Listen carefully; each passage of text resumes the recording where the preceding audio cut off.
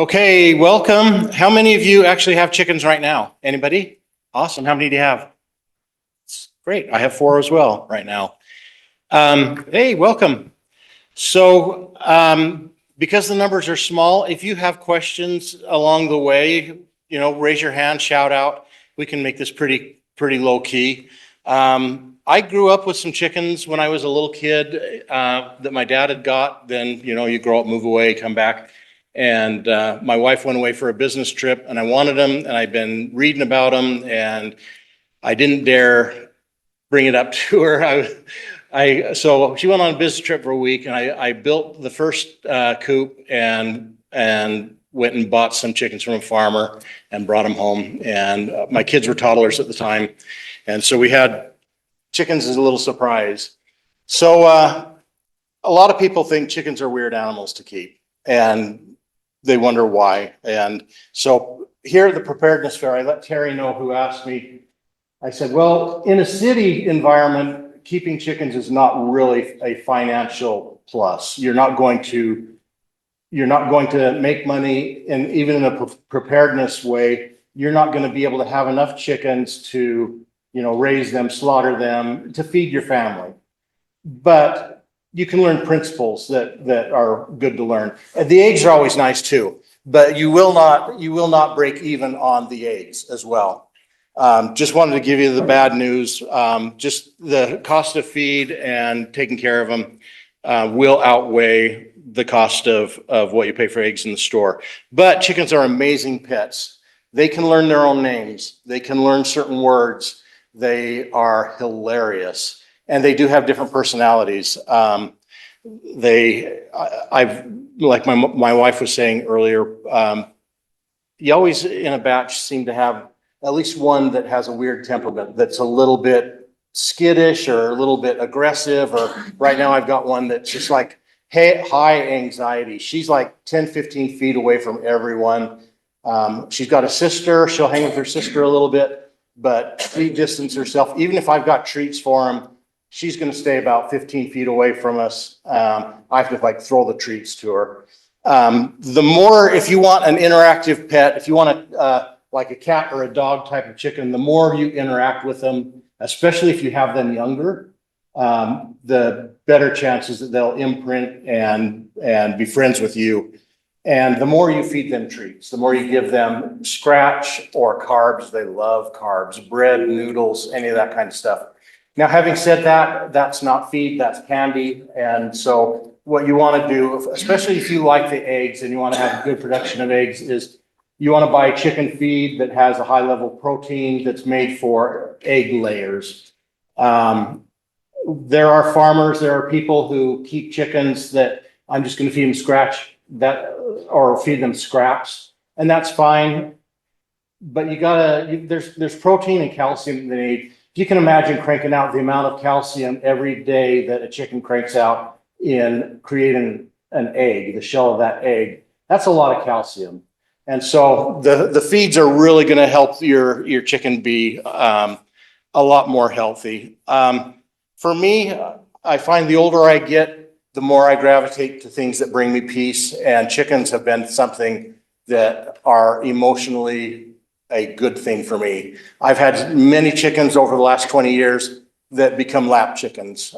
This here was given to me by a friend after my Barred Rock Dorothy that I had for probably 7 to 10 years. She was my lap chicken. She'd sit in the hammock with me and talk to me, and she passed away, and a friend made this for me. It looked just like her, and I just like, so you can't get really good tame ones that interact with you a lot, and it just depends on how you want to spend the time. They're really good for eating your table scraps too, if you want to clean stuff up without throwing it away. And they convert that into a ton of compost.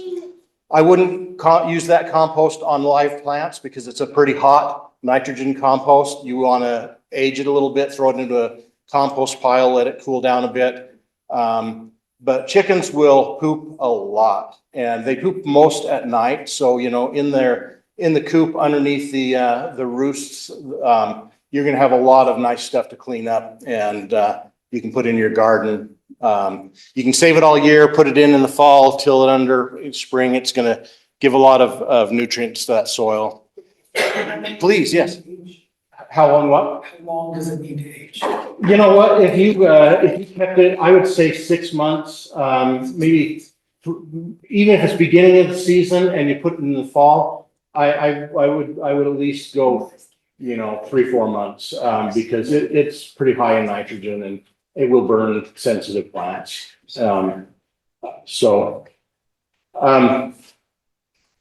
Here's just a few shots of, you find out you end up taking more pictures of your pets than you think you would. But the first one up in the top left, Dorothy was sitting on the chair. My wife's talking to her. They're a lot of fun. This one here, Sam, with the beard, she lived about 14 years. She had a good long life. Whenever I was out digging in the garden, she was right next to me. She wanted to be with me all the time. They're a lot of fun. Here is the city code, and it's easy to find on the Brigham City website. They've got a search bar up at the top. You don't have to strain your eyes too much because I have reduced it a little bit to the real important stuff. But the city code is important if you live in the city to follow their guidelines, because we want to be good neighbors. What's that? Let's go back. 156.358. So they define residential fowl as chickens, no male chickens, or crowing hens. Some hens do crow. Guinea fowl are noisy. Emus, ostriches, peacocks, turkeys are not allowed. Chickens only. A permit is required, and on the previous page, it does talk about it being a one-time permit. I don't know exactly who you go to anymore. It's been a while since I've gone over there, but they were directed in the right way. So the way Brigham City decided to do it was based on your lot size. How big of a yard, whole lot you have can dictate how many chickens you can have. They didn't want to have a small lot with 12 chickens. It just would be kind of too much. So they dictated if you have 6,000 square feet in your lot, you can have 4 all the way up to, it was up to 12. If you have a larger lot of 20,000 square feet, 12 fowl. They have altered that since I sat with them years ago, and we had the first actual chicken regulation that they came out with. So you can have a lot more. But the requirements to do that is they want you to have a coop that they can stay in that is predator proof, and a minimum of 2.5 square feet per fowl. So the coop is where they sleep and where they lay their eggs. That is the house. That is the nighttime. That's not where they live. That's just where they go to bed. So 2.5 square feet per chicken is how big that should be. And that's just living space for the nighttime. And then you have a run. We'll get thrown into it. They want the coops and the runs a minimum of 5 feet from the property line and at least 25 feet from other housing, other people's houses. We all want to be good neighbors, and sometimes there's a little noise, sometimes there's a little smell. If you do basic, easy maintenance, there's not a smell. There really isn't. The run is where they live during the day. It's where they're scratching. It's where you're feeding them. It's where their water is. It's their play area. They generally would only go into the coop when they go into the nest to lay eggs. So you want to give them about at least 5 feet per bird for that run, because they're going to play around. They're going to have a good time, and you want to let them enjoy that. So keeping your coop clean and free from odor. Basically, like I said, chickens do a lot of droppings at night. And the way chickens' anatomy is, their poop and their pee is all in one, comes out of one hole, and it's all in one. And if you throw down, so that's high in nitrogen. If you throw down like wood shavings underneath, that's high in carbon. Those two counteract each other to help make compost. You put that, let that all fall into the wood shavings. You stir that around once in a while, and that decomposes and it helps minimize the ammonia smell that you'll get if you don't have any carbon down and if you don't do any maintenance.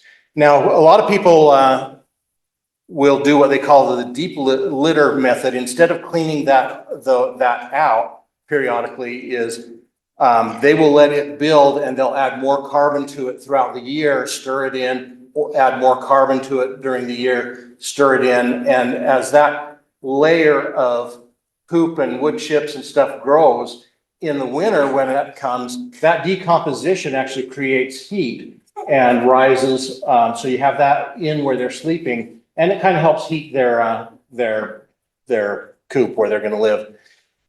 Now, there is a lot of stuff online you'll see from people about heating chicken coops, and it's a big no. People do it all the time, but chicken coops burst into flames all the time. You've got a lot of wood chips, you've got a lot of dust, they're scratching around. God made chickens to live outside. So you give them shelter so they're not getting rained on, so the snow's not blowing on them. They're going to be just fine. They're really furry. They got all this down underneath. They sit on the roost and they sit right down on their feet. And I've gone there when it's been 10 degrees below, and I've reached up underneath and felt their feet, and their feet are so freaking warm. The only thing that people do have problems with when it gets really cold is sometimes their combs, because that's where heat goes out and moisture goes out. Sometimes their combs can get frostbit if it gets extremely cold, but they are really easy. You don't have to heat a coop. You don't have to put lamps in. They're easy to take care of. And the last thing to keep note of, Brigham City says you cannot sell the eggs. So you can give them to your neighbors though, which goes a long ways to keeping happy neighbors, which goes a long ways to them not complaining to the city about anything. And if the city doesn't get complaints, then the city's happy and life's good. Quick question. Please. You said use wood chips underneath. Yeah. You use sawdust. You can use sawdust. Yep. Some people actually use sand too, but sand doesn't help that break down. I But mean, something's breaking. anything that's a carbon. So on your sawdust and your wood chips, keep in mind, stay away from Treated lumber. treated, definitely, and there's a pine. What's the pine called? That they do some woods out of. There's some that are kind of poisonous to them. So it's just regular wood chips. It's not. Help me, Howie, with some types of pine, you know? Cedar, stay away from cedar shavings. Yeah. So. Like the aromatic ones, you could smell that cedar. Yeah. Did you have your hand up? Okay. So basic needs. We talked a little bit about their needs also. It's real easy. They don't need a lot. They need housing, the coop to protect them from the weather, no heat. And then the living space is the run. Now I've got a run. It's got chicken wire. I'll show you a picture later on. It's got chicken wire around the perimeter of it, so you can see in there. They get the fresh air. They're having a good time. When winter comes, I go to Ace. I buy plastic, like the painter's plastic that you lay down, the thicker stuff, the visqueen, and I wrap the perimeter of the coop in that plastic to keep the snow from blowing in. I leave a gap at the top to let airflow in, you know, so that, and believe it or not, that kind of becomes like a terrarium to them on sunny days. And that plastic kind of lets the heat in. They're having a good time in there. We've had a couple of years ago, you know, where we had like several feet of snow in the middle of winter. I've walked out and I've shoveled the opening to the door. I've opened the door and they've walked out and they've looked at that snow and they look at me and they turn right around and go back inside. They didn't want to come out in the snow at all. They had it good in there. We talked a little bit about food. They need food. Proper nutrition equals more eggs. They do love treats. Just remember how many treats would you give your kid, you know? Once a day, a little bit a day. But back on the run question. Yeah. We let them, in Brigham City, we let them run in our backyard, as long as it's a fenced backyard. Yes. You can let them run. Yep, in the full expanded ordinance, you can't let it go into in your neighbor's yard or out in the street. And so I constantly, my yard is fenced in. I did take down one fence between the neighbor and they started going in their yard. The neighbor's going, oh, it's okay. And then they started digging holes in their flower bed. And even though the neighbor is a wonderful neighbor, is going to say, oh, it's okay, it's okay. No, it's not. So I got some of that flexible, chicken netting fabric and created just a little perimeter fence on that one yard. I don't want to make a bad thing, even though they're trying to be nice. You mentioned fencing. How tall should a fence be? We thought, oh, chickens only got this big. So the first time we did less than 3 feet. They hop right over it. So right now what I have up is about 4 feet. And if they see something they really want, they will figure out a way. And so there's been times I've had to put up something higher, like you go by that fabric deer fencing, and then they can't. But most of the time, if I can get that up early enough in the year and they've got a lot of stuff in my own yard that they like, then they do okay. So it's a game, and you'll get a different group of hens that some of them are determined and they'll want to get out. So it's kind of a game to play. Keeping them in water. Water's good to help make the eggs. And also chickens are social, so don't just have one chicken. That's just lonely. Always have at least 2. They like being with each other. You know, there's the adage, birds of a feather flock together. They do. You'll see the breeds will stay together. Not always, but they will always kind of gravitate to each other. But it's fun there. They like more people or more other birds. So, all right. So here's what I started with. This is what they call a chicken tractor. And yes, it looks ghetto because I built it out of anything I could find. Most of the backside of it was built out of a futon that a friend built us that we slept on for years and years early in marriage. So the front I had to run, and I got some shade fabric on top of it so it wasn't too hot. And then the back half was the coop portion where they had nesting boxes and roosts. The whole thing was probably 8 to 10 feet long and about 4 feet wide. The cool thing about that was I could move it place to place and work in the garden. I could move it over here. The droppings would go down. And I think I had 2 hens at that time. And it was okay. But you know what? My chickens have never complained once about housing that I've given them. It just improves over time. The one next to it, you can see I took the original chicken tractor. This was a children's playhouse. It was on clearance at Lowe's one time. Early in the season, it was like $400. We went back in the fall, it was $75. Couldn't even buy the wood for that. So you see the window here, it had another window on that side. All I did was when I assembled it, I flipped the wall, and that was the door going out into the run. And they had that we used that for quite a long time, maybe another 10 years, and a friend helped me build a better, bigger run. You'll notice that it gets more elaborate, it gets funner to give them better and better stuff. Let's see what I say here. Question on the tractor. Yeah. You're saying, so you can move that from location to location. What's that gonna do when you start dragging it across your lawn? Well, this week it's here, that next. If you do it on the lawn, you want to watch how much damage they're doing to the lawn, because if they're in a limited area, they're gonna scratch a lot. This is what they do, they scratch. That's how they get the bugs, that's how they eat the whatever that they want to eat. So yeah, you wanna see how much, if I'm doing it on my lawn, and farmers will do that on pastures like crazy. And it's great because they take care of the chickens and they fertilize for the farmer. But in a residential area, I did that, but I was moving it probably twice a week, once a week, depending on how active they were and how small the space was.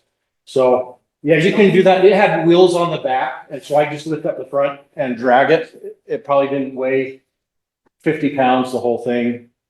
But, so what I'm getting at is, because we were talking about wood chips or. Yeah, oh, yeah. So this. Then I wouldn't put wood chips and sawdust, because that's on the grass. Yes. Then I would just move it, maybe a couple times a week, just Yes. get out the yard. Yeah, so you're not getting the buildup of smelling. On the grass, kill grass. No, believe it or not, it does not. There's poop happens. They poop a lot. And I let mine out in the backyard all the time, and there's always poop in my grass. It really breaks down fast. I think because it's not a concentration in one area.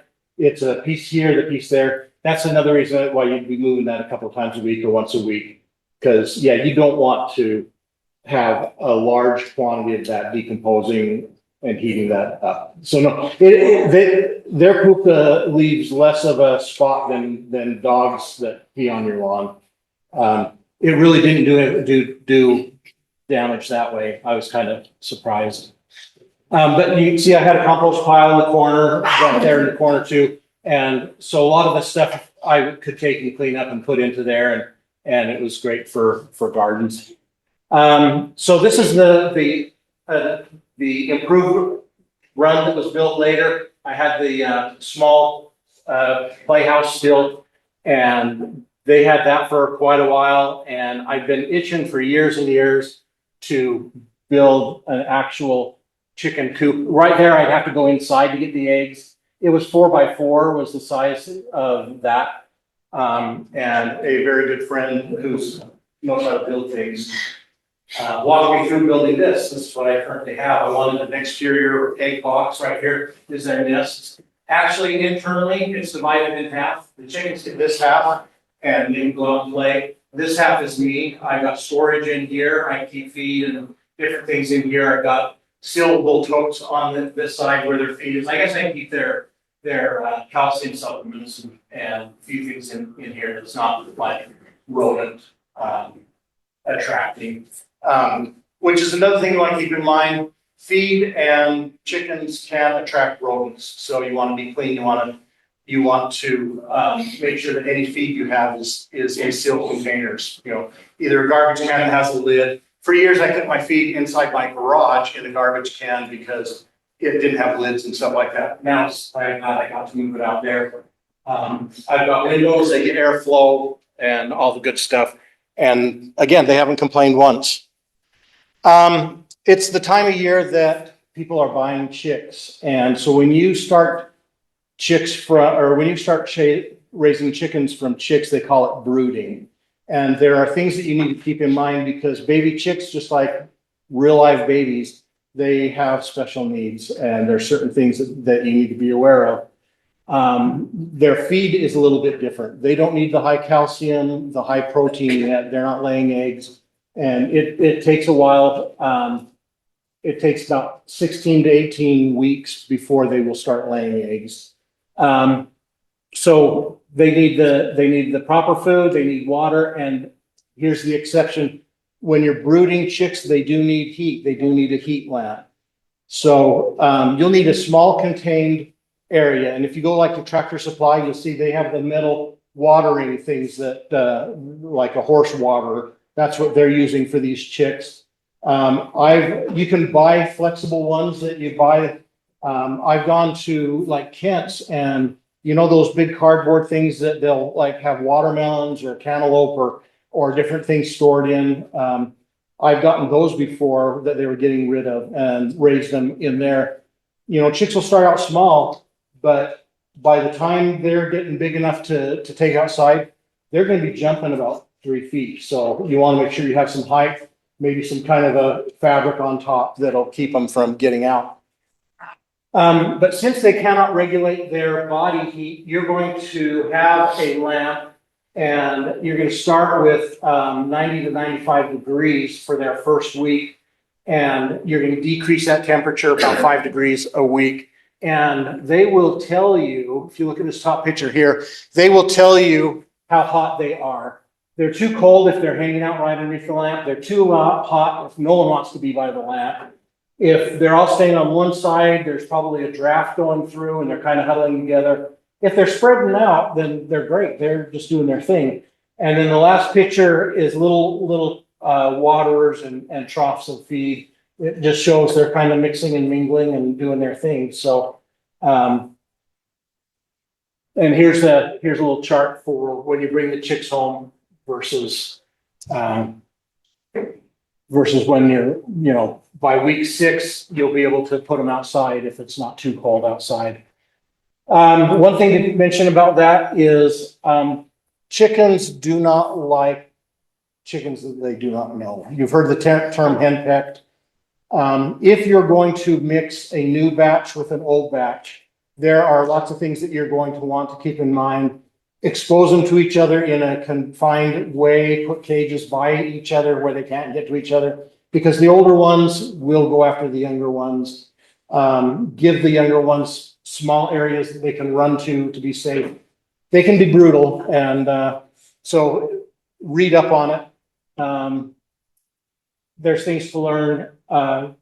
Chicks are great. I know that this time of year, people buy them and don't expect the difficulty of when they become chickens. So egg production, we talked about, the better you feed them, the better and more eggs you're going to get.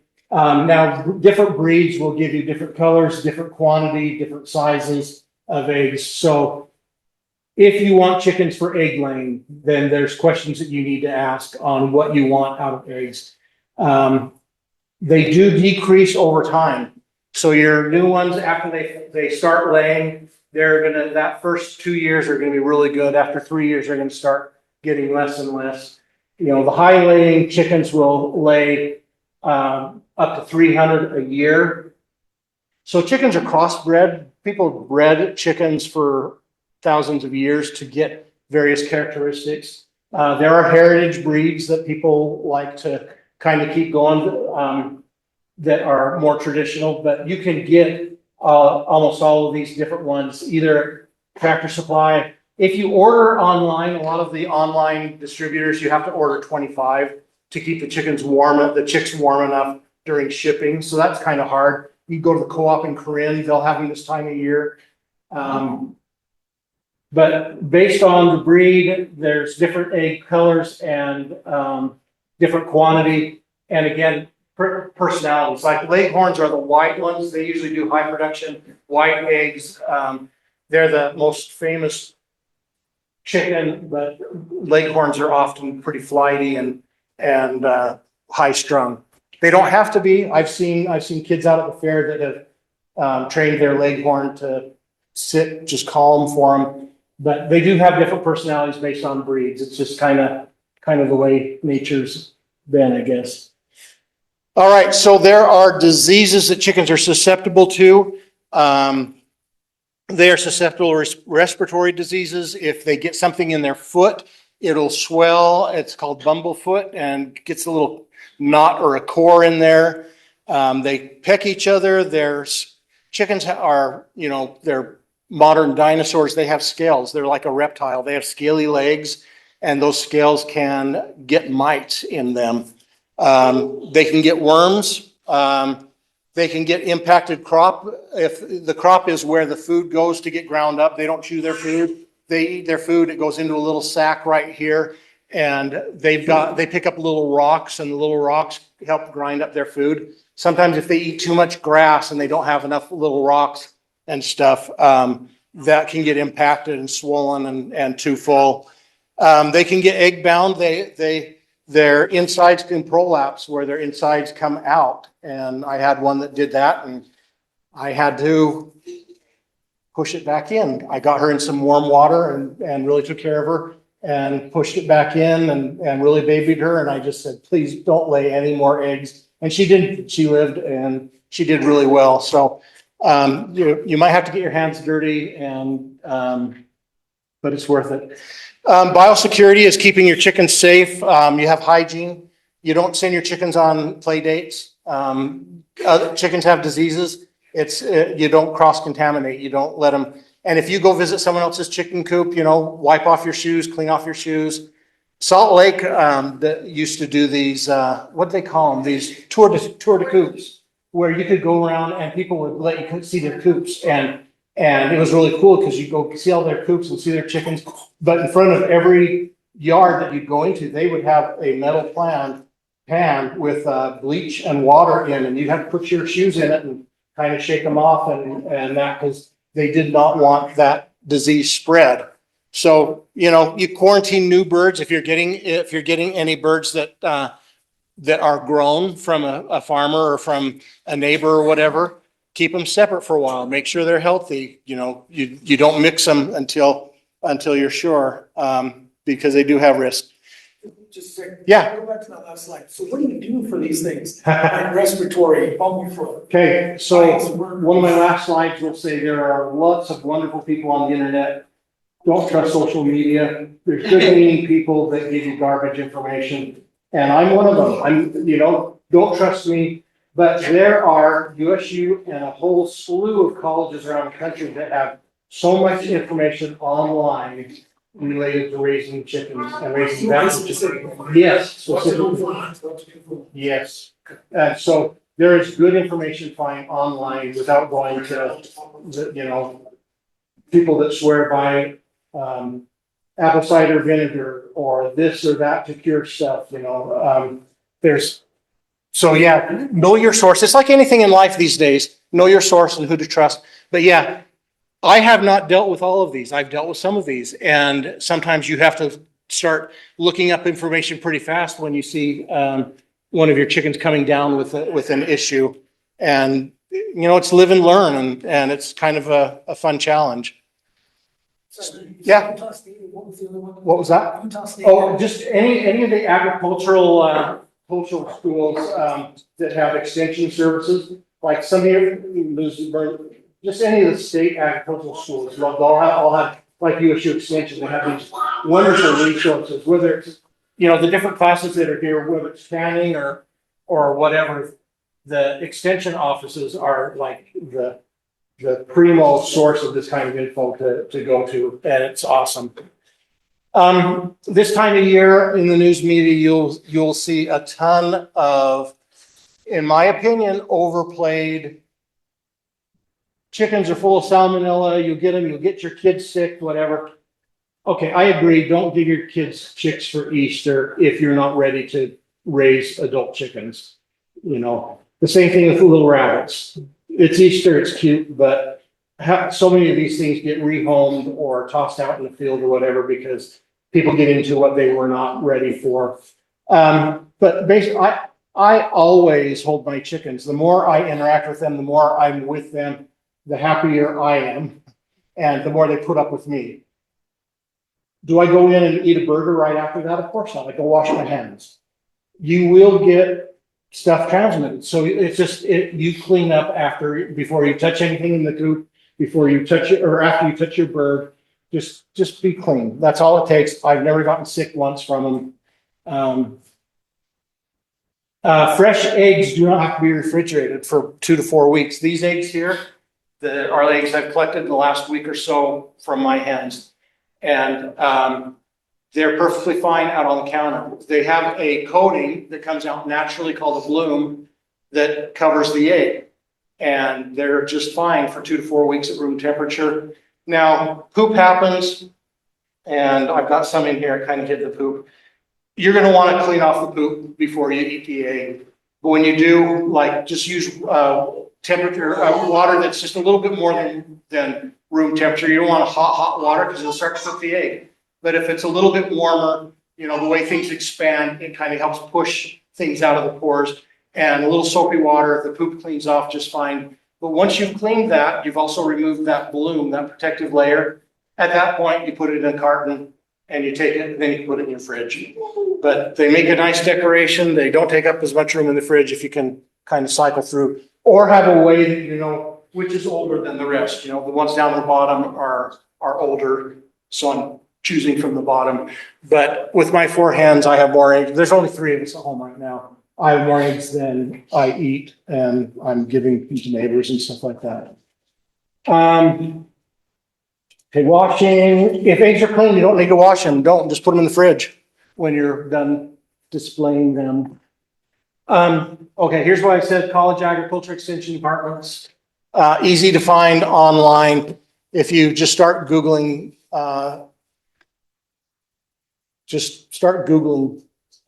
but just look at your sources, someone's Facebook post. You'll get, it's crazy. The chicken groups on Facebook are valuable. You get a lot of opinions, you get a lot of information, but you take it for a grain of salt. You get people on there, you watch, and boy, the drama, the people fighting about this, that, or the other is just insane. Like I said, I've had them for over 25 years, not the same set, obviously. But I've enjoyed it. My choice has been to have different breeds because I like the variety. I like the variety of the eggs. I like the variety of how they look and their personalities. And So a little story about the 4 that I have right now. I had 5, and when Dorothy died, I told Dorothy my last chicken. Now, the 4, Dorothy was surviving from the previous batch. The 4 that I have remaining, I got the year, I think it was 21, because I got COVID that year. And I happened to get COVID at the same time that I got the chicks. And so I spent a lot of time, it was maybe May, spring. I spent a lot of time out in the yard with those new chicks, handling them, trying to be with them, trying to imprint. But I don't know if it's that they knew that Dorothy and I were buds or what. They never really got close to me. And it just made me mad, especially when Dorothy passed away. I'm going, I just got 4 brats that don't want anything to do with me unless I've got something for them. And a few months, 6, 8 months after that, I'm trying. But I went to lock them up one night. No, I didn't. I was gone and the wind blew in the evening and it closed their door. And one of them didn't make it in and the others did. And I found them in the morning and I found where she was. She came running out to me. It's like, hey, you left me out here all alone. And the others were inside and I went to apologize.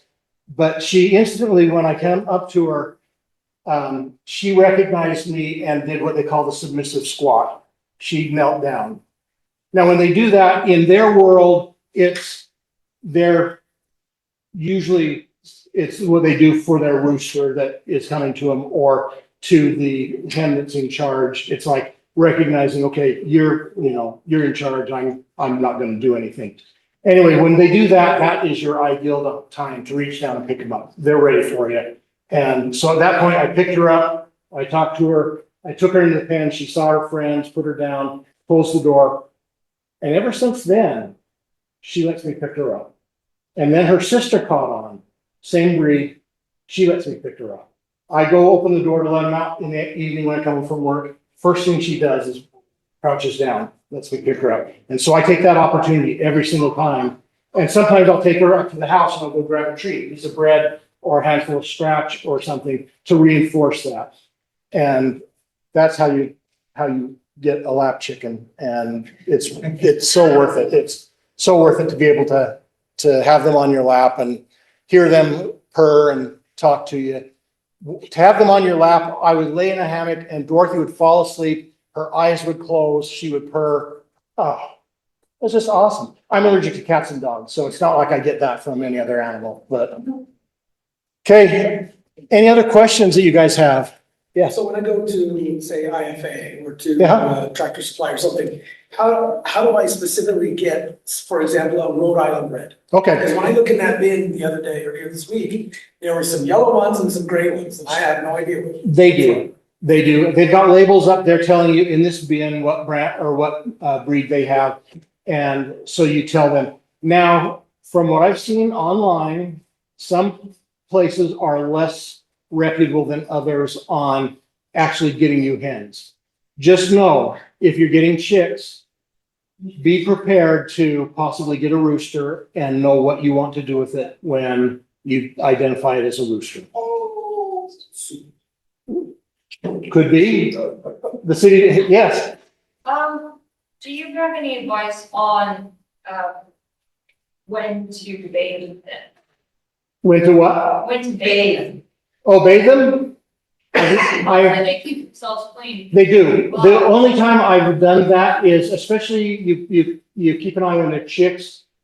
But as they get older, sometimes if the poop isn't solid enough and it comes out runny, they've got a lot of feathers around their vent.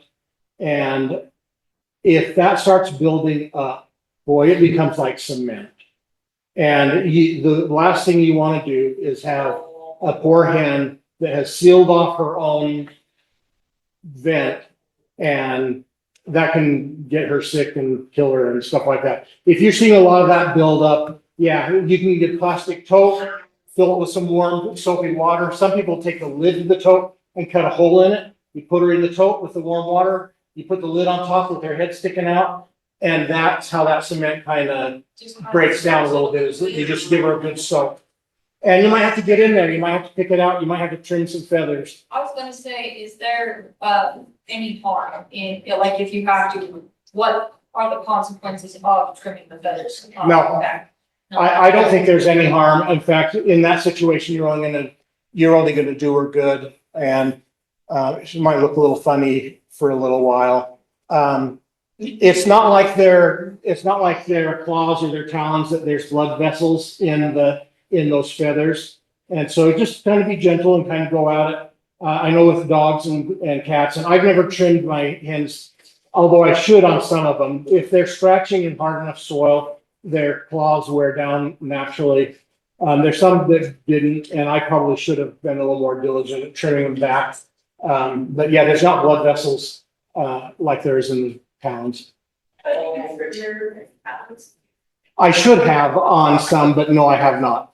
And obviously, it's because I've never gone and bought one of the things that nowadays they've got ones that shine a light through it, and you can see, like at least on dogs, you can see where the blood vessels end, and so you know how far to go. Otherwise, from what I've heard, is you just kind of take a little at a time and work your way back. Yeah, I think so, because I don't think it's going to be much harder than dogs' claws either. But you do want them to be short enough that they can scratch, because that's how they eat, is they're scratching, they're digging for stuff. And one bit of trivia is they're nearsighted and farsighted. They have one eye that will focus close up at the bugs and stuff in the grass, and one eye that focuses far away for predators. So that's how they see the world. They see both at the same time. They don't like you to come above them. You're a predator. If you go to pick one up, try to go underneath, try to be lateral with it. If you're coming over it, it's going to freak out because it sees this thing coming at it. Any other questions? Kind of have, like on the topic of cleaning, I know they can also, they do dust bait and dirt. Yes, thank you. But earlier in the spring, they kind of bait in the dirt when it's still wet. Mhm.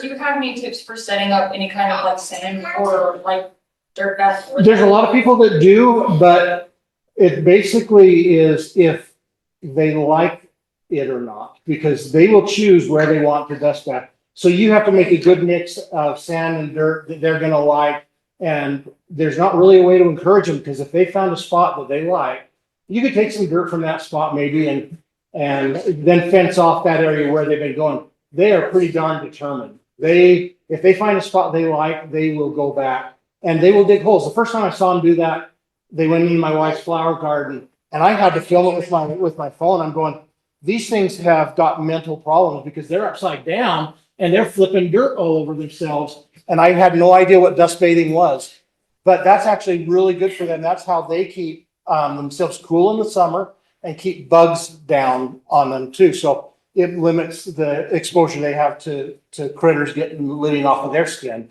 So it's a good thing. Provide them dirt. Yeah, give them areas to go do that.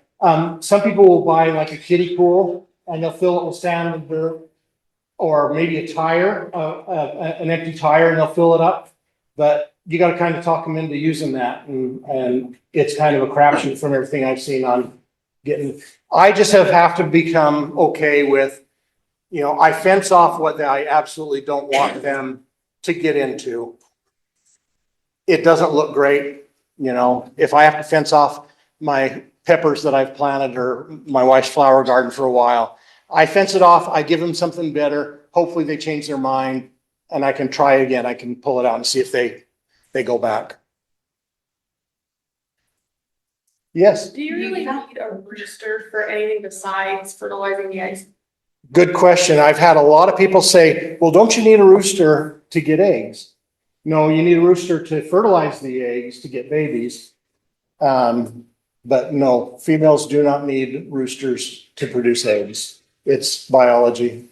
On that same subject, it was along the lines of mine. When you said you might get a rooster and then you have to get rid of it. Yes. So, yeah, could you walk us through that and that choice? Okay, so your choices are, am I going to cull it? Am I going to slaughter it myself? And what am I going to do with it? But are you going to raise it long enough? It's going to go through puberty. It's going to be a chick. By the time it's hitting puberty, it's not fully grown.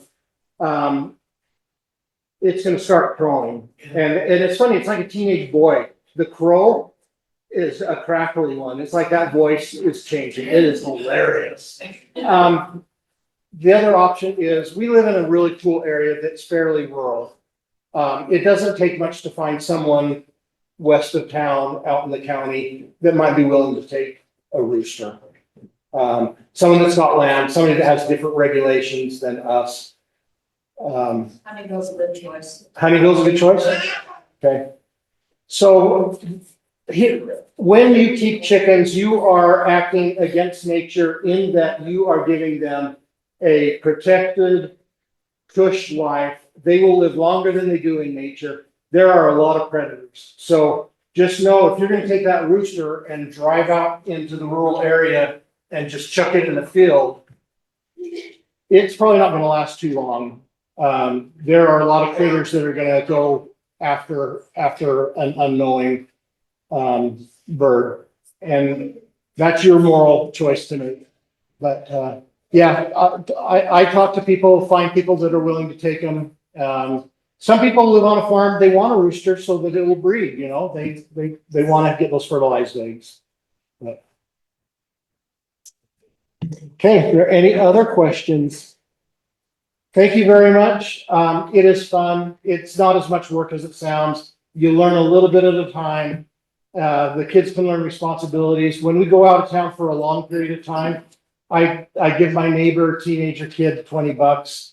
Take the eggs, take them home, make sure they have food and water. You don't even have to let them out of the run. They're easy pets to take care of. But they're so rewarding. So I hope you go for it and I hope you enjoy it.